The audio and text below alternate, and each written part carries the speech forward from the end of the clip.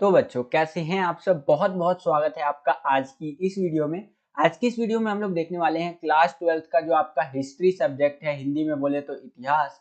तो इसका एक इम्पॉर्टेंट कह लीजिए बच्चों पेपर देखने वाले हैं हम लोग, या फिर सैंपल पेपर कह सकते हैं आप इसको, या फिर प्रैक्टिस पेपर कह सकते हैं। आपको पता ही होगा हम लोग एक सीरीज चला रहे हैं जिसके अंदर आपका जो टर्म 2 का पेपर होने वाला है 10 जून को। कब होने वाला है? 10 जून 2022 को। तो उसके लिए हम लोग आपको इम्पॉर्टेंट सैंपल पेपर्स प्रोवाइड करवा रहे हैं, जिसका एक सीरीज ही चला रहे हैं बेसिकली, जैसे अदर सब्जेक्ट्स का चलाया था हमने। ठीक है, तो हमने पूरा प्रयास मतलब करेंगे आपको प्रोवाइड करवाने का। कम से कम 10 पेपर तो कम से कम प्रोवाइड करवा ही दे आपको, या ज़्यादा से ज़्यादा 15 पेपर। ठीक है, तो उसी सीरीज के अंदर बच्चों हम लोग आ गए हैं अपने पेपर नंबर 3 की तरफ। 2 पेपर मैंने आपको ऑलरेडी करवा दिए हैं, और आज का ये जो वीडियो होगा पेपर नंबर 3 का होगा, हिस्ट्री का पेपर नंबर 3 करेंगे। ठीक है, अगर आपने वो 2 पेपर नहीं देखे हैं तो ये पेपर नंबर 3 पहले देख लीजिए, सैंपल पेपर नंबर 3। और इसके बाद आप उन 2 वीडियोस को भी देख सकते हैं जो 2 पेपर मैंने हिस्ट्री के अपलोड किए हैं। ठीक है, वीडियो बना करके उनको देखने के लिए आप बेसिकली चैनल का जो चैनल कह रहा हूँ, चैनल का प्लेलिस्ट में भी देख सकते हैं। पहले ये समझिए, आप यही वीडियो का डिस्क्रिप्शन खोलेंगे ना तो वहां पर आपको शो कर जाएगा चैनल का प्लेलिस्ट वाला सेक्शन होता है। तो हमने प्लेलिस्ट भी बना रखी है, वहां पर भी आपको शो कर जाएगा। साथ ही साथ जो एक वीडियो वाला सेक्शन होता है, चैनल का वीडियोस वाला सेक्शन टाइप का होता है, वहां पर भी आपको वीडियो शो कर जाएगा।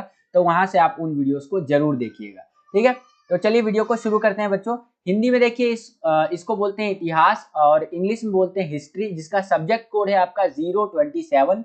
हिस्ट्री का जो आपका पेपर होगा 10 जून को, वो 2 घंटे का पेपर होगा और 40 नंबर का पेपर आएगा बच्चों, ध्यान रखिएगा। तो अगर मैं आपसे बोर्ड के पेपर की बात करूं कि आपका बोर्ड का पेपर कैसा आएगा, तो कुछ इस प्रकार से आपका बोर्ड का पेपर आएगा। यहाँ पर आप देख सकते हैं सीरीज वगैरह लिखी हुई रहती है। आपको जो पेपर मिलता है उसका एक यूनिक ही आपको सीरीज देखने को मिलेगा। सेट लिखा हुआ रहता है, जैसे कि जो अभी मैं आपको पेपर करवा रहा हूँ ये सेट 3 है बच्चों। और जो आपका बोर्ड का पेपर आएगा ये मोस्टली 4 सेट्स के अंदर आता है, सेट 1 से लेके सेट 4 तक में से आपको कोई सा भी क्वेश्चन पेपर मिल सकता है बच्चों। इससे पहले मैंने आपको सेट 1 और सेट 2 ऑलरेडी करवा दिए है। अभी जो मैं आपको पेपर करवा रहा हूँ ये सेट 3 करवा रहा हूँ बच्चों।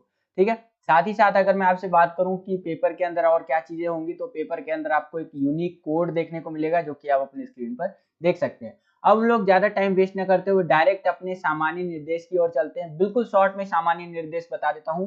आपका हिस्ट्री का पेपर 4 सेक्शंस के अंदर बटा हुआ होगा, अर्थात सेक्शन ए देखने को मिलेगा, सेक्शन बी देखने को मिलेगा, सेक्शन सी देखने को मिलेगा, और सेक्शन डी देखने को मिलेगा। सारे ही क्वेश्चन अनिवार्य करना ही करना है। सेक्शन ए के अंदर आपको 3 नंबर वाले क्वेश्चन देखने को मिलेंगे। ठीक है, 80 शब्दों में आंसर देना है आपको। अगर आगे चलूं तो सेक्शन बी के अंदर आपको 6 नंबर वाले क्वेश्चन देखने को मिलेंगे। 150 से 200 शब्दों में आंसर देना है 6 नंबर वाले क्वेश्चन का। उसके आगे चलूं तो सेक्शन सी की बात कर रहा है, इसके अंदर आपसे स्रोत आधारित केस आधारित प्रश्न पूछेगा, 4 नंबर वाले क्वेश्चन होंगे स्रोत आधारित। ठीक है, उसके आगे अगर मैं चलूं तो सेक्शन डी जो रहेगा आपका, वो रहेगा आपका मैप वाला सेक्शन, यानी कि इसके अंदर आपसे मैप वाले क्वेश्चन पूछे जाएंगे। 2 नंबर का ये सेक्शन रहेगा, इसके अंदर जो भी क्वेश्चन पूछे जाएंगे 2 नंबर के क्वेश्चन पूछे जाएंगे। उसके आगे अगर चलूं तो बेसिक बातें कुछ बताई गई है, जिनको अगर आप पढ़ना चाहते हैं तो पढ़ सकते हैं। मैं आगे चलता हूँ बच्चों।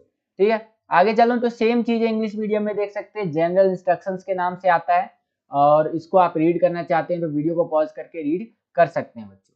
मैं सीधा अपने पेपर की ओर चलूंगा। यहाँ पर हमारा बेसिक बातें कंप्लीट हो जाता है। हम लोग आ गए हैं बच्चों सेक्शन ए के अंदर, जिसको हिंदी में आप खंड क भी बोलते हैं। इसके अंदर हमसे शॉर्ट आंसर टाइप क्वेश्चन जो होते हैं वो पूछे जाएंगे बच्चों।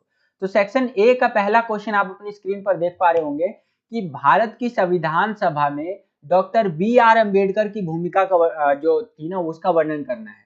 ठीक है, जो संविधान सभा थी, आपको पता है हमारा संविधान बनने के लिए पहले एक संविधान सभा नियुक्त की गई थी, जिसके अंदर काफी लंबी बहसें चली थी, बातें हुई थी, तब हमारा संविधान का निर्माण हुआ था। इसके ऊपर आपका एक चैप्टर भी है, चैप्टर नंबर आपका अगर आप 15वां देखेंगे तो उसका नाम ही है संविधान का निर्माण। तो उसी चैप्टर से क्वेश्चन लिया है कि संविधान सभा के अंदर डॉक्टर बी आर अम्बेडकर बोलते डॉक्टर भीमराव अम्बेडकर जी की भूमिका क्या थी, उन्होंने क्या योगदान दिया था, उसके बारे में आपको बताना है।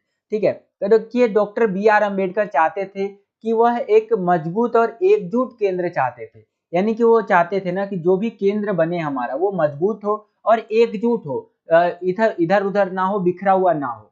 ठीक है, और अंबेडकर जी ने बोला कि सभी को समान अधिकार चाहिए, यानी कि जितने भी समाज के अंदर लोग हैं उनको समान अधिकार होनी चाहिए, ये उनकी मांग थी। समान अधिकारों की। जाहिर सी बात है अम्बेडकर जी खुद एक ऐसी जाति से आते थे, काफी नीची जाति से आते थे वो, ऐसा कहा जाता है, जिससे कि जो समाज के अंदर उनको उतना इज्जत नहीं मिलता था। हालांकि वो बहुत पढ़े लिखे आदमी थे भाई, लेजेंडरी बंदे थे वो, ठीक है। हम उनको मतलब समझ सकते हैं ना, इतने पढ़े लिखे थे वो कि इतनी डिग्रियां थी कि आप थक जाएंगे, डिग्री इतनी थी उनके पास। खैर टॉपिक पे आते हैं। तो और उन्होंने क्या बोला था, वे संसदीय लोकतंत्र के पक्ष में थे। तो ये कुछ 3 बातें हैं, क्योंकि हम लोग सेक्शन ए के अंदर बेसिकली 3-3 नंबर वाले क्वेश्चंस को देखने वाले हैं। तो ये 3 बातें हैं जिनको आपको क्या करना है, एक्सप्लेन करके लिख देना है, तो इजीली आपको 3 नंबर मिल जाएगा बच्चों। सेम क्वेश्चन अगर आपका इंग्लिश मीडियम में पूछेगा तो कुछ इस तरह से पूछेगा, यहाँ पर आप देख सकते हैं, describe the role of doctor B R Ambedkar in the जो हमारा कॉन्स्टिट्यूशनल असेंबली था ऑफ इंडिया का, उसके अंदर, ठीक है। तो इसका आंसर आपको कुछ इस तरह से लिखना है, ये चेयरमैन भी थे of the drafting committee of the constitution, जो वहां पर था ना उसके। और उसके बाद कुछ बातें इंग्लिश में आंसर लिखी हुई है इस क्वेश्चन का, तो आप देख सकते हैं बच्चों, ठीक है। आगे चलते हैं, अगला क्वेश्चन देखते हैं बच्चों। अगला क्वेश्चन है हमारा दूसरा क्वेश्चन 3 नंबर के लिए, कि 5वीं रिपोर्ट का समालोचनात्मक विश्लेषण करें 1813 में, जो कि 1813 में ब्रिटिश संसद को प्रस्तुत की गई थी। जो हमारा 5th रिपोर्ट था जो ब्रिटिश संसद में पेश की गई थी, उसके बारे में बताना है। देखिए कोई भी चीज अगर आप करेंगे तो उसका एक रिपोर्ट तैयार होता है।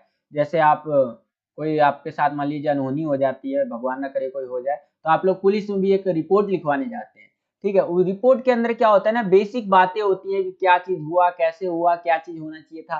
तो सारी बेसिक जो बातें होती हैं उस रिपोर्ट के अंदर आपको देखने को मिलती है। उसी तरह से एक 5वीं रिपोर्ट करके रिपोर्ट थी, जो कि 1813 के अंदर ब्रिटिश संसद में पेश की गई थी। तो उसके बारे में आपको समालोचनात्मक विश्लेषण करना है। तो देखिए बताया गया है कि यह भारत में ईस्ट इंडिया कंपनी के प्रशासन और गतिविधियों पर रिपोर्ट थी, 5वीं रिपोर्ट की श्रृंखला थी। मतलब ये भारत के अंदर जो ईस्ट इंडिया कंपनी थी उसकी प्रशासन व्यवस्था कैसी थी, ठीक है, और कंपनी के क्या क्या चीजें थी, जो एक्टिविटीज थी, उसके ऊपर ये रिपोर्ट प्रस्तुत की गई थी। उसके बाद बोला गया है कि यह रिपोर्ट जो थी ना 1002 पृष्ठों में चला, और जिसमें से 800 से अधिक पृष्ठ परिशिष्ट थे, जो जमींदारों और दंगों की याचिका, कलेक्टर और जिलों की रिपोर्ट को पुनर्प्रस्तुत करते हैं। तो कुछ बातें बता रखा है रिपोर्ट के बारे में। इसमें कंपनी के कुशासन और कुप्रशासन की जानकारी थी, यानी कंपनी किस तरह से अत्याचार कर रही है ना, उन सभी चीजों के बारे में इसके अंदर था बच्चों। सेम क्वेश्चन अगर इंग्लिश मीडियम में आएगा तो कुछ इस तरह से आएगा। यहाँ पर आप देख सकते हैं, ये देख सकते हैं, बोला हुआ है कि एनालाइज करना है आपको 5th रिपोर्ट जो सबमिट हुआ था ब्रिटिश पार्लियामेंट में 1813 के अंदर, ठीक है। तो आंसर आपको इस तरह से लिखना है, यहाँ पर आप देख सकते हैं, critically analysis of the 5th report जो प्रेस किया गया था 1813 के अंदर। तो इस तरह से आंसर आपको लिखते हुए चलना है। इंग्लिश मीडियम वाले बच्चे भी अपना आंसर देख लीजिए कि किस तरह से आपको आंसर लिखना है बच्चों, ठीक है। आगे चलते हैं। इसी के अथवा में यहाँ पर अगर आप देख पा रहे हैं तो एक और क्वेश्चन पूछा हुआ है अथवा में, बेसिकली कि अगर आपको ऊपर वाला ये क्वेश्चन नहीं आता तो ये नीचे वाला क्वेश्चन आप अटेम्प्ट कर सकते हैं बच्चों, ठीक है। तो इसके अथवा में क्या क्वेश्चन पूछा गया है, इसको समझने का प्रयास करते हैं बच्चों। इसके अथवा में क्वेश्चन पूछा है कि 18वीं शताब्दी के दौरान अंग्रेजों द्वारा पहाड़ियों के प्रति अपनाई गई नीतियों का परीक्षण कीजिए। जो हमारा 18th सेंचुरी था, यहाँ पर आप देखेंगे ये लिखा हुआ है कि examine the policies adopt by British towards जो पहाड़ी लोग थे ड्यूरिंग 18th सेंचुरी के अंदर। इस तरह से इंग्लिश में क्वेश्चन पूछेगा। तो देखिए अंग्रेजों ने 18वीं शताब्दी के दौरान जो पहाड़ी लोग थे उनके प्रति विनाश की नीति अपनाई थी। अंग्रेजों ने उचित आचरण सुनिश्चित करने के लिए पहाड़ियां प्रमुखों के साथ शांति की नीति प्रस्तावित की कि अच्छा अपना वो आचरण वगैरह दिखाए, इसलिए इस तरह से बातें की गई। उसके बाद आगे है कि पहाड़ों और गहरे जंगलों में चले गए और बाहरी लोगों के खिलाफ अपना युद्ध जारी रखा। कई पहाड़िया मुखिया जो थे जिन्होंने भत्ते स्वीकार किए थे उन्हें अधीनस्थ कर्मचारियों या फिर वजीफा प्रमुख के रूप में माना जाने लगा, इसीलिए उन्होंने समुदाय के भीतर अपना अधिकार खो दिया। तो ये कुछ बातें बताई गई हैं। अगर ये क्वेश्चन आता है तो इस तरह से आंसर आपको लिखना है। सेम क्वेश्चन इस तरह से पूछेगा इंग्लिश मीडियम में 3 नंबर के लिए। जो आपको आंसर लिखना है वो कुछ इस तरह से लिखना है कि policies adopted by British towards जो पहाड़ी लोग थे 18वीं शताब्दी के दौरान, ठीक है। तो यहाँ पर आप देख सकते हैं इंग्लिश मीडियम में आपको आंसर दिख जाएगा किस तरह से आपको आंसर लिखना है, point by point answer explain कर रखा है, ठीक है। तो इसी तरह से आंसर आपको लिखना है आपके पेपर में अगर क्वेश्चन ये वाला आ जाता है तो बच्चों ध्यान रखिएगा, ठीक है।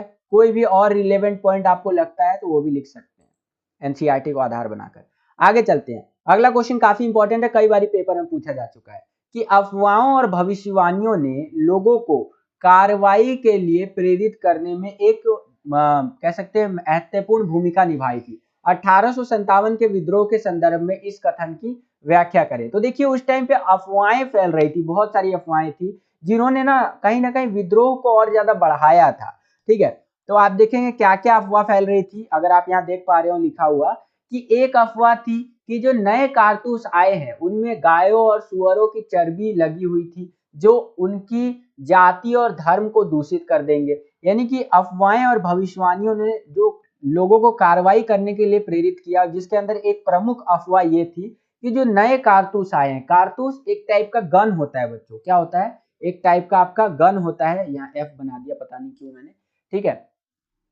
गन के अंदर क्या होता है ना बच्चों, अभी तो क्या है, अभी तो ऑटोमेटिक पिस्टल उस्टल आ गया जिससे कि आप धैर्य धैर्य फायर वायर कर सकते हैं, लेकिन पहले के टाइम पे क्या होता था ना, ये मतलब अंग्रेजों के टाइम का एक बंदूक आता था जिसमें क्या होता था कि ना वो एक टाइप का गोली वगैरह जो होता है ना, गोली भरने के लिए मान लीजिए उसमें, ठीक है, तो उसको दांत से छीलना पड़ता था। जैसे कि आपने ग्रेनेड वगैरह को देखा होगा, इस टाइप का जो बम होता है वो आपने देखा होगा कि पहले इसको दांत से छीलते हैं, देन ये जो क्या होता है हमारा, ये ब्लास्ट होता है हमारा, होता है ना। तो उसी तरह से जो उस टाइम पे कारतूस थे तो उनको बंदूकों में, मतलब जो गोलियां थी उनको बंदूकों में भरने के लिए आपको पहले उसको दांत से छीलना पड़ता था, और इसीलिए क्योंकि वो मुंह में लग रहा है तो एक अफवाह फैल गई कि भाई जो आप कारतूस जो चलाने वाले हो बंदूक में लगा करके, भाई इसमें क्या है, गाय और सुअर की चर्बी का इस्तेमाल किया गया है, ठीक है। तो गाय और सुअर अगर आप ध्यान से देखेंगे तो हिंदुओं में गाय हराम है कि आप भाई गाय अगर किसी ने खा लिया तो उसका हिंदू धर्म नष्ट हो जाएगा, ये माना जाता है,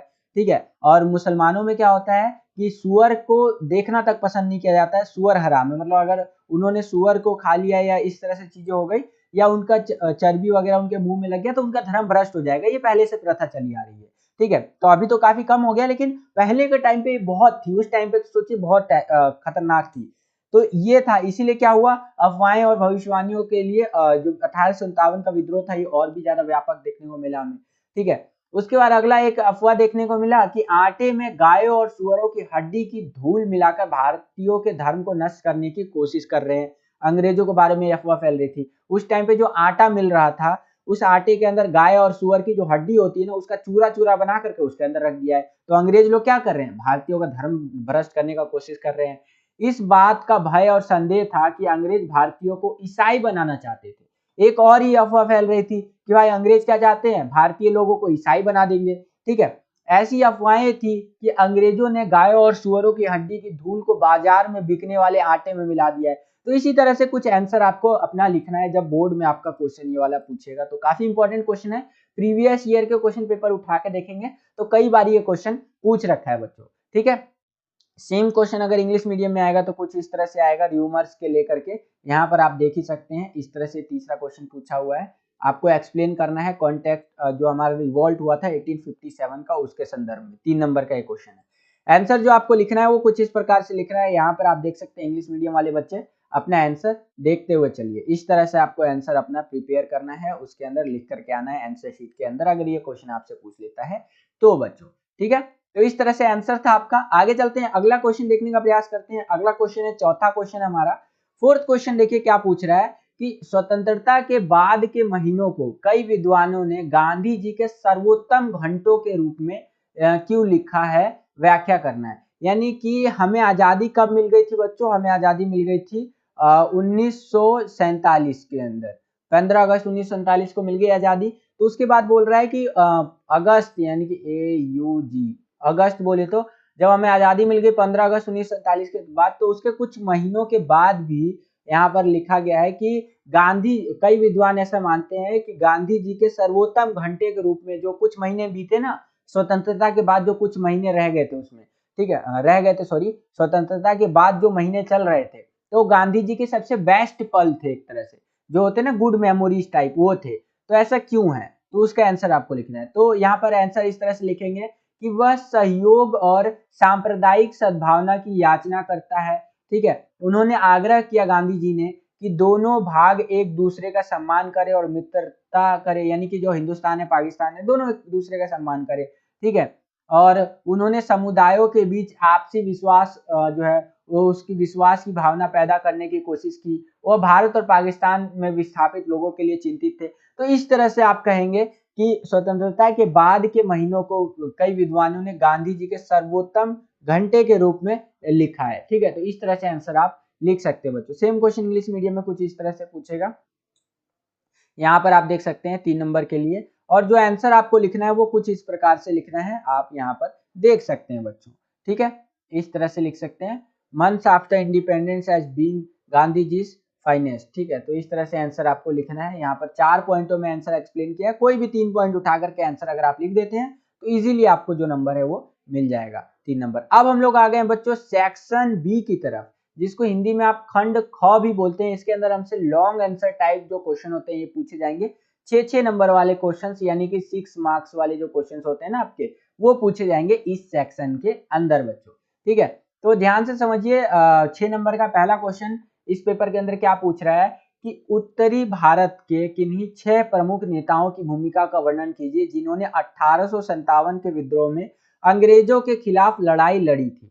यानी कि उत्तर भारत की बात कर रहा है, उसके उत्तर भारत के अंदर कौन से ऐसे 6 नेता थे जिन्होंने 1857 का जो आपका विद्रोह हुआ था तो उसके अंदर अंग्रेजों के खिलाफ लड़ाई लड़ी थी 1857 के विद्रोह में। तो 6 नेताओं की अगर हम बात करें तो कुछ इस प्रकार से आंसर आप अपना लिख सकते हैं। बोर्ड में अगर आपसे क्वेश्चन पूछ लेता है तो ये आप अपनी स्क्रीन पर देख सकते हैं कि कानपुर में पेशावर बाजीराव द्वितीय के उत्तराधिकारी नाना साहेब विद्रोह के नेता बने थे। झांसी में रानी लक्ष्मीबाई ने नेतृत्व संभाला था। बिहार के आरा में कुंवर सिंह हो गए। एक स्थानीय जमींदार लोकप्रिय दबाव में नेता बन गया, ठीक है। लखनऊ में नवाब वाजिद अली शाह के युवा पुत्र जो हमारा बिरजिस कद्र थे ना, वो राज्य के विलय के खिलाफ विद्रोह के नेता बने, ठीक है। छोटा नागपुर के सिंह भूमि के आदिवासी किसान गोनू क्षेत्र के कोल आदिवासियों के विद्रोही नेता बन गए, ठीक है। और शाहमल ने बड़ौत परगना के ग्रामीण को संगठित किया। तो इस तरह से आपको लिखना है बच्चों इस क्वेश्चन का आंसर। अगर सेम क्वेश्चन इंग्लिश मीडियम में आता है आपका तो कुछ इस तरह से आएगा। यहाँ पर आप देख सकते हैं वो लीडर्स का नाम बताना है जो 1857 का जो रिवॉल्ट हुआ था उसमें अहम भूमिका निभाई थी नॉर्दर्न इंडिया के अंदर से, ठीक है। तो इस तरह से क्वेश्चन पूछेगा आपका 6 नंबर के लिए, और जो आंसर लिखना है आपको कुछ इस प्रकार से लिखना है 6 नंबर के लिए। ये आप अपनी स्क्रीन पर देख सकते हैं। यहाँ पर जो महत्वपूर्ण भूमिका निभाई थी रिवॉल्ट ऑफ 1857 के अंदर नॉर्दर्न इंडिया से लीडर्स, ठीक है। तो यहाँ पर आप आंसर वीडियो को पॉज करके पढ़ सकते हैं बच्चों, ठीक है। आगे चलते हैं, अगला क्वेश्चन देखते हैं बच्चों। अगला क्वेश्चन है हमारा छठा क्वेश्चन कि भारत छोड़ो आंदोलन वास्तव में एक जन आंदोलन था जिसने सैकड़ों हजारों आम भारतीयों को अपने दायरे में लाया। ये जो बताया गया बातें उदाहरण के साथ इस चीज को स्पष्ट करना है। तो देखो भारत छोड़ो आंदोलन में क्या था ना, सीधा बात था कि भाई अंग्रेज भारत छोड़ो, निकल ले पहली फुर्सत में यहाँ से, ठीक है। तो इसके अंदर ना सैकड़ों हजारों आम भारतीय लोग जो थे ना वो एक अपने दायरे में आए और सब मिल करके काम किए।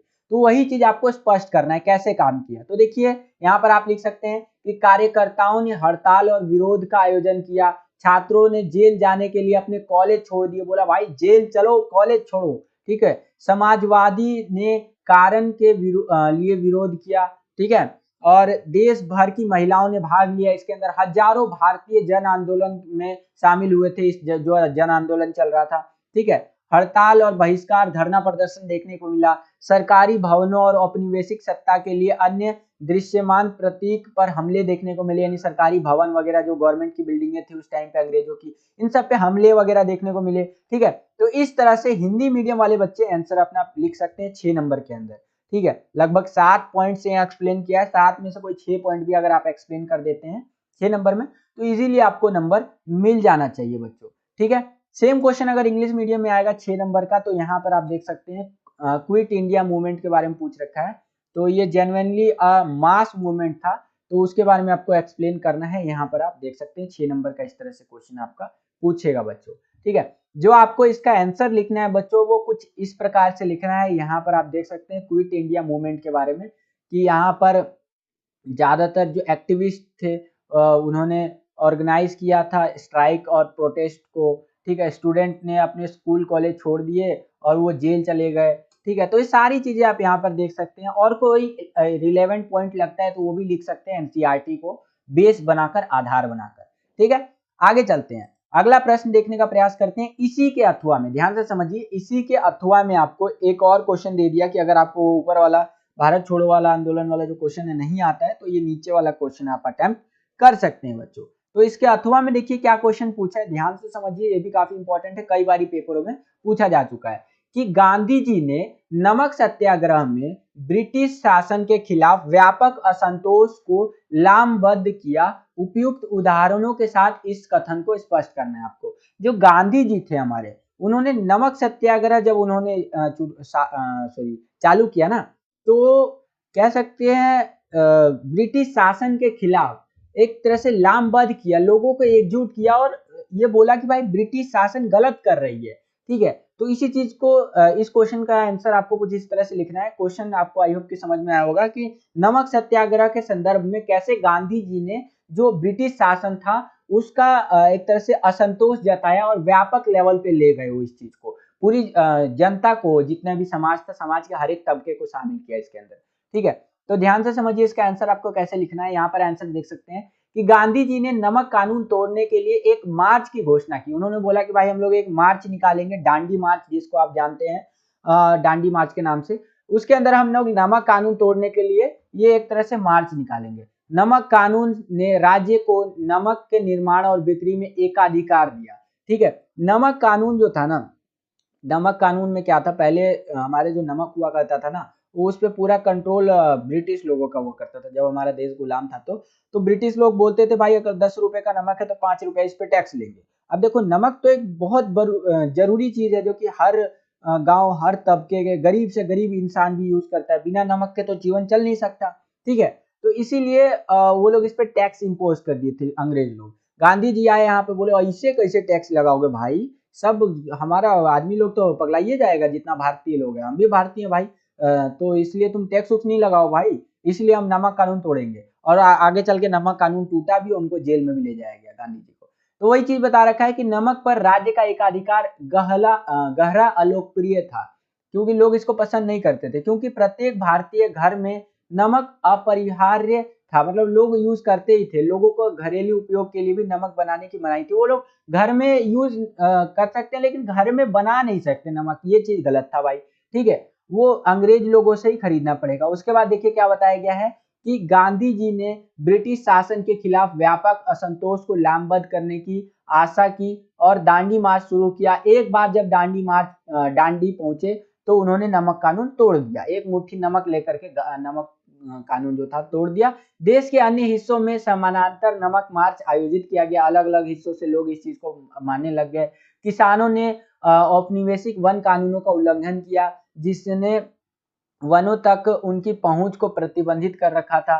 ठीक है, कर दिया, सॉरी। उसके बाद अगला है फैक्ट्री मालिक हड़ताल पर चले गए। बहुत सारी बातें हो गई, भारतीयों की गिरफ्तारी देखने को मिली, वेरियस आपको लगभग 14-15 पॉइंट के आसपास यहाँ पर आपको देखने को मिलेंगे। इनमें से कोई भी आपको 14 कह रहा हूँ, यहाँ पर कितना है, लगभग 15-16 पॉइंट दे रखा है आपको, 16-17 पॉइंट। तो इन 17 पॉइंट में से आपको कोई भी 6 पॉइंट को अच्छे से एक्सप्लेन कर देना है, तो इजीली आपको 6 नंबर मिल जाएगा बच्चों।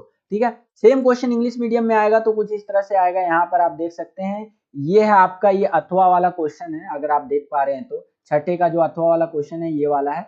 इंग्लिश मीडियम में इस तरह से क्वेश्चन पूछा है, जो आंसर आपको लिखना है वो कुछ इस तरह से लिखना है, सॉल्ट सत्याग्रह करके है आपका ये। तो यहाँ से आपको आंसर अपना लिखना है, यहाँ से आंसर उठा लीजिएगा। इंग्लिश मीडियम वाले बच्चे अपने आंसर यहाँ से लिख सकते हैं। इस तरह से क्वेश्चन आया है इंग्लिश मीडियम में, तो इस तरह से आंसर आपको लिखते हुए चलना है। लगभग काफी सारे पॉइंट्स हैं यहाँ पर, आप देख ही सकते हैं। ठीक है, ये इस तरह से है। तो आई होप कि ये क्वेश्चन आपको समझ में आया होगा। आगे चलते हैं, अगला क्वेश्चन देखने का प्रयास करते हैं। अगला क्वेश्चन है हमारा 7वां क्वेश्चन। बहुत सही क्वेश्चन है ये और घुमा करके पूछा है, लेकिन ध्यान रखिएगा। ठीक है, क्वेश्चन है कि अबुल फजल सुलह कुल पूर्ण शांति के आदर्श को अकबर के प्रबुद्ध शासन की आधारशिला बताते हैं, उदाहरणों के साथ कथन का समर्थन करें। देखिए, क्वेश्चन को घुमाया है लेकिन पूछा क्या है, सुलह कुल के बारे में। तो ध्यान से समझिए सुलह कुल के बारे में। देखिए, विभिन्न जातियों और धार्मिक समुदायों को अभिव्यक्ति की स्वतंत्रता थी, और लेकिन इस शर्त पर कि वे राज्य के अधिकार को कमजोर नहीं करते थे। आपस में लड़ते नहीं थे। सुलह कुल के बारे में और इस संदर्भ में आपको बातें बता रहा है कि अबुल फजल जो सुलह कुल को पूर्ण शांति के रूप में देखता था और इसके आदर्शों को अकबर के प्रबुद्ध शासन के आधारशिला मानता था। यानी अकबर का जो शासन व्यवस्था है उसके अंदर जो सुलह कुल है बढ़िया है भाई, बहुत बढ़िया। क्यों? क्योंकि उन्होंने न्याय और शांति सुनिश्चित की थी। इसके तहत कुलीनों में ईरानी, तुरानी, अफगानी, राजपूत, दक्कन आदि शामिल थे। यानी कि जो अकबर के उसके अंदर थे, मतलब अधिकारी वर्ग के अंदर, जिन्होंने योग्यता और सेवा के आधार पर पद और पुरस्कार दिए गए थे। मतलब ये लोग जो थे ना, इनको ये जो पद दिया गया था, पोस्ट दिया गया था ईरानी लोगों को, अफगानी लोगों को, अकबर के शासनकाल में कोई भी पद दिया गया हो तो इनकी जो क्वालिफिकेशन थी और इनकी जो कैपेसिटी थी उसके आधार पर दिया गया था। अकबर ने तीर्थ यात्रा पर जो कर लगता था, जजिया कर और तीर्थ कर, इसको समाप्त कर दिया। मतलब जो टैक्स लगाया जाता था वो टैक्स खत्म कर दिया। उन्होंने धार्मिक भवनों के समर्थन और रख रखाव के लिए अनुदान दिया। ठीक है, मतलब जो धार्मिक भवन है, जो मंदिर है, मस्जिद है, गिरजाघर है, ठीक है, तो इन सबको क्या करेंगे, अच्छे से पैसा वैसा देके मेंटेनेंस रखेंगे। उन्होंने ईद, शब बारात और होली जैसे त्योहार मनाए। तो ये सारी चीजें इस क्वेश्चन के संदर्भ में आप लिख सकते हैं बच्चों, अगर ये क्वेश्चन आपसे पूछ लेता है तो। 6 नंबर का क्वेश्चन पूछेगा, ध्यान रखिएगा। सेम क्वेश्चन 7वां क्वेश्चन कुछ इस तरह से पूछा हुआ है, यहाँ पर आप इंग्लिश मीडियम में देख सकते हैं बच्चों। जो आपको आंसर लिखना है वो कुछ इस प्रकार से लिखना है, या आप अपनी स्क्रीन पर देख सकते हैं। ठीक है, यहाँ पर आप देख सकते हैं करीबन 7 पॉइंट्स के अंदर आपको बता रखा है। इस तरह से आपको आंसर लिखना है। आई होप कि ये क्वेश्चन आपको समझ में आ गया होगा। आगे चलते हैं। इसी के अथवा में, अगर आप देख पा रहे हो तो इसके अथवा में एक क्वेश्चन पूछ लिया है कि अगर आपको ऊपर वाला क्वेश्चन नहीं आता तो ये नीचे वाला क्वेश्चन आप अटेम्प्ट कर सकते हैं बच्चों। तो देखिए इसके अथवा में क्या क्वेश्चन पूछा है, इसको समझने का प्रयास करते हैं। इसके अथवा में क्वेश्चन पूछा है कि मुगलों के अधिकारी वाहिनी को सम्राट के प्रति वफादारी से एक साथ रखे फूलों के गुलदस्ते के रूप में वर्णित किया गया है। इस कथन को तर्क के साथ आपको बताना है। देखिए ये क्वेश्चन मैंने आपको प्रीवियस जो पेपर करवाया था उसके अंदर भी करवाया था। गुलदस्ता वाला क्वेश्चन आएगा बच्चों, ध्यान रखिएगा। यानी कि मुगलों का जो अधिकारी वर्ग है उसको एक गुलदस्ते के रूप में प्रस्तुत किया गया है, वो आपको बताना है कि कैसे। ठीक है, तो देखिए मुगल के जो अधिकारी वर्ग था उसके अंदर कुलीनता में ईरानी, तुरानी, अफगान, राजपूत, दक्कन आदि सभी शामिल थे। मुगल कुलीनता की अगर हम बात करें तो मुगल कुलीनता में मुगल राज्य के मुख्य स्तंभ थे। मतलब ये जो अधिकारी वर्ग था ना मुगल शासनकाल में, ये इनका मेन कह सकते हैं बेस था, जिनके बिना मुगल जो पूरा पीरियड है वो हो ही नहीं पाता। मतलब ठीक है, मुगल लोग अपना शासन चला ही नहीं पाते। उसी तरह से कुछ बेसिक बातें यहाँ पर लिखी हुई है, ये मैंने आपको प्रीवियस वीडियो में भी एक्सप्लेन किया है। अगर अच्छे से आपको देखना है तो प्रीवियस वीडियो देख लीजिए, बाकी पढ़ना चाहें तो आप पढ़ सकते हैं। ठीक है, यहाँ पर आपको देखने को मिल जाएगा। करीबन 6-7 पॉइंट में एक्सप्लेन किया हुआ है। तो इस तरह से आपको आंसर अपना लिखना है। सेम क्वेश्चन इंग्लिश मीडियम में आएगा। तो यहाँ पर आप देख सकते हैं 7वें का जो अथवा हम लोग क्वेश्चन कर रहे थे, 7वें के अथवा में ये क्वेश्चन पूछा है अकबर का ये शासक वर्ग के बारे में। ठीक है, बकेट ऑफ फ्लावर करके, बकेट ऑफ फ्लावर्स करके इसका आंसर आपको कुछ इस तरह से लिखना है, the officers co-ops of the Mughals. तो यहाँ पर इस तरह से आंसर आपको लिखते हुए चलना है। 6 नंबर का क्वेश्चन आएगा, ध्यान रखिएगा वाला। ठीक है, आपको 6 पॉइंट में तो कम से कम एक्सप्लेन करना ही है और 6 पॉइंट आप अपनी स्क्रीन पर देख सकते हैं बच्चों। आई होप कि ये क्वेश्चन भी आपको समझ में आ गया होगा। और बच्चों अगर आप हमारी इतनी मेहनत को अप्रिशिएट करना चाहते हैं तो वीडियो को लाइक करिए भाई, वीडियो का लाइक रुकना नहीं चाहिए, दबा के लाइक कीजिए और हमारा मोटिवेशन बढ़ाइए और वीडियोस को बनाने के लिए। ठीक है, आगे चलते हैं। अब हम लोग आ गए हैं अगले सेक्शन में। सेक्शन नंबर हमारा कौन सा है? सी है, खंड ग जिसको आप कहते हैं। सोर्स बेस्ड क्वेश्चन, इन स्रोत आधारित क्वेश्चन इसमें पूछे जाएंगे। 4-4 नंबर के क्वेश्चन आपसे पूछे जाएंगे इसके अंदर। 8वां क्वेश्चन 4 नंबर का होगा और 9वां क्वेश्चन भी हमारा 4 नंबर का होगा। ठीक है, तो देखिए यहाँ पर आप अब देख सकते हैं, यहाँ लिखा हुआ है कि नीचे दिए गए स्रोत को आपको पढ़ना है और जो प्रश्न है उसको उत्तर देना है। तो स्रोत आप ये पढ़ना चाहते हैं तो पढ़ लीजिए। मैं डायरेक्ट क्वेश्चन आंसर्स की तरफ चलना चाहूंगा ताकि हमारा टाइम बचे और इस टाइम में हम यूटिलाइज करके कोई और पेपर आपके लिए ला पाऊं। तो ये स्रोत जो है ना आपका, ये 9वें चैप्टर से लिया गया है एनसीईआरटी का। ठीक है, द किंग्स एंड क्रॉनिकल्स स्रोत जो ये है ना इस चैप्टर से लिया गया है। तो चलिए इस स्रोत से संबंधित जो क्वेश्चन पूछा है उसको समझते हैं और आंसर्स को समझते हैं। इसी स्रोत से क्वेश्चन उठा लिया कि शब्दों को ज्ञान का दीपक क्यों माना गया है, तो उनके अनुसार तर्क संगत सोच की भावना शब्दों से आती है, इसीलिए। इस तरह से आंसर लिखना है। ये 1 नंबर का क्वेश्चन है। अगला क्वेश्चन भी 1 नंबर का है 1.2 में, कि अबुल फजल ने शब्दों को ज्ञान से कैसे जोड़ा। तो शब्दों में विचारों को आकार देने और व्यक्त करने की शक्ति होती है, जो बदले में ज्ञान को बढ़ाने में मदद करती है। तो इस प्रकार से अबुल फजल ने शब्दों को ज्ञान से जोड़ा है। अब ये वाला जो क्वेश्चन है 8.3 में, ये 2 नंबर का क्वेश्चन है कि अबुल फजल ने सामान्य दर्शकों के अवलोकन और एक विद्वान व्यक्ति के अवलोकन के बीच अंतर को कैसे संदर्भित किया। तो देखिए, विद्वान अपने विचारों को विशिष्ट रूपों में प्रस्तुत करता है, जो भी उसके थॉट्स है उसको अलग अलग तरीके से प्रेजेंट करता है, और पढ़े लिखे लोग चीजों को सूक्ष्मता से और विशाल दृष्टि से देखते हैं और शब्दों की शक्ति से उन्हें व्यक्त कर सकते हैं। तो इस तरह से आंसर आपको लिखना है। आई होप कितना आपको समझ में आया होगा। अब हम लोग आ गए हैं क्वेश्चन नंबर 9 में, जिसमें आपको वही स्रोत दे रखा है। 2 क्वेश्चन स्रोत वाले आएंगे। तो ये जो हमारा स्रोत है, इसका टाइटल आप यहाँ देख सकते हैं कि कोई विभाजित वफादारी नहीं हो सकती। ठीक है, इस तरह से ये आपका स्रोत है। और ये जो स्रोत लिया गया है चैप्टर नंबर 15 जो है हमारा संविधान का निर्माण, इससे लिया गया है, एनसीईआरटी जो बुक है आपका उससे। ठीक है, तो इस स्रोत से संबंधित जो क्वेश्चन है उसको समझने का प्रयास करते हैं। 9.1 में 1 नंबर का क्वेश्चन है कि जीवी पंथ ने नागरिकों को एक एकीकृत राष्ट्र बनाने के लिए प्रोत्साहित किया। तो पंथ के अनुसार राष्ट्र को मजबूत और एकीकृत बनाने के लिए व्यक्ति को अपने लिए कम और राष्ट्र की अधिक परवाह करनी चाहिए। यानी कि जीवी पंथ जी जो थे ना, वो कहते थे कि अगर राष्ट्र को एकीकृत रखना है, एक राष्ट्र बना करके रखना है, एक देश को एक बना करके रखना है, तो लोगों को अपने बारे में कम और देश के बारे में ज्यादा सोचना चाहिए। उसके आगे देखिए 9.2 में ये भी 1 नंबर का क्वेश्चन है कि उन्होंने नागरिकों से राष्ट्र के प्रति वफादारी का आग्रह क्यों किया। तो ये भी 1 नंबर का क्वेश्चन है कि उनके अनुसार राष्ट्र को सफल बनाने के लिए व्यक्ति को व्यक्तिगत लाभ की कम परवाह करनी चाहिए और सामूहिक लाभ होता है ना, उसकी ज्यादा परवाह करनी चाहिए। ठीक है ना, और राष्ट्र के विकास पर अधिक ध्यान देना चाहिए। तो इस तरह से इस क्वेश्चन का आंसर लिख सकते हैं। ये सारे क्वेश्चन जो है ना स्रोत से लिए गए हैं, ये मत बोलिएगा कि सर कहां से ले आए क्वेश्चन, स्रोत से लिए गए हैं, आंसर भी स्रोत आधारित है आपका। अगला है 9.3 में, ये 2 नंबर का क्वेश्चन आता है, वफादारी को सामाजिक पिरामिड का आधार कैसे माना गया है। तो देखिए, इस तरह से आंसर लिखेंगे कि उन्होंने सुझाव दिया है कि व्यक्तिगत लाभ के लिए कुछ भी नहीं किया जाना चाहिए जो दूसरे व्यक्ति या लोगों के बड़े वर्ग के हित को नुकसान पहुंचा सकते हैं। यह दर्शन जन केंद्रित लाभों को बढ़ावा देता है और व्यक्तिगत केंद्रित के बजाय, ठीक है ना, मतलब आम लोगों को ज्यादा बढ़ावा देता है एक पर्टिकुलर एक व्यक्ति के बजाय। तो आई होप कितना आपको समझ में आया होगा। अब हम लोग आ गए हैं सेक्शन डी के अंदर। यहाँ पर आप देख सकते हैं मैप से रिलेटेड क्वेश्चन आपसे पूछे जाएंगे सेक्शन डी के अंदर। तो देखिए, भारत का मैप है और उसी से रिलेटेड क्वेश्चन है। 2 नंबर का मैप आएगा, ध्यान रखिएगा आपका। तो पहला क्वेश्चन यहाँ पर पूछा है मैप वाले में, यहाँ पर आप देख सकते हैं कि वह स्थान जहाँ गांधी जी ने असहयोग आंदोलन वापस ले लिया था, तो चोरी चोरा नाम का जगह था वो। ठीक है, अब चोरी चोरा एक बार मैं ये बताने से पहले आपको ये चीजें इंग्लिश में भी दिखा देता हूँ। ये जो क्वेश्चन 9वां और 8वां हमने किया इंग्लिश मीडियम में भी एक बार देख लीजिए। इंग्लिश मीडियम में आपको मैंने नहीं दिखाया है, तो ये देख लीजिए। इंग्लिश मीडियम में इस तरह से सोर्स बेस्ड क्वेश्चन आएगा आपका। ये आप देख सकते हैं 8वां क्वेश्चन, और ये स्रोत है आपका, इससे रिलेटेड ये क्वेश्चन आपके पूछे गए हैं, यहाँ पर आप देख सकते हैं। और जो आंसर लिखना है वो कुछ इस प्रकार से लिखना है आपको, ये आप देख सकते हैं इन सोर्सेस का आंसर इस तरह से रहेगा आपका। ठीक है, ये आप देख सकते हैं।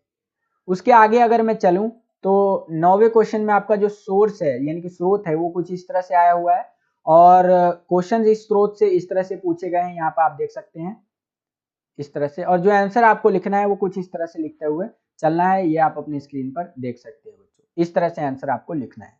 ठीक है, तो इस तरह से हमारे ये सेक्शन जो सी था वो कंप्लीट हो गया। अब हम लोग सेक्शन डी में आ गए हैं।